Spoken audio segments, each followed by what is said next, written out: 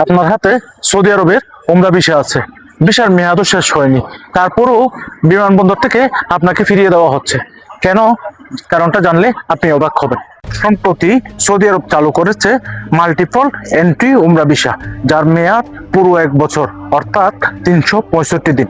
কিন্তু নতুন এক নিয়মে বলা হয়েছে শুধু ভিসা থাকলেই চলবে না, প্রতিবার সৌদি আরবে ঢোকার আগে বাধ্যতামূলক দুটি কাজ করতে হবে। নুসুক প্ল্যাটফর্মে অনুমোদিত সেবা প্রদানকারীর কাছ থেকে সার্ভিস প্যাকেজ বুক করতে হবে এবং নুসুক অ্যাপ থেকে নতুন উমরা পারমিট সংগ্রহ করতে হবে।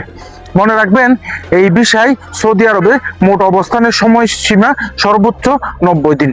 প্রতিবার প্রবেশ এবং বাহিরের তথ্য নথিভুক্ত হবে, যাতে হিসাব থাকে কতদিন ব্যবহার হয়েছে, কতদিন বাকি আছে।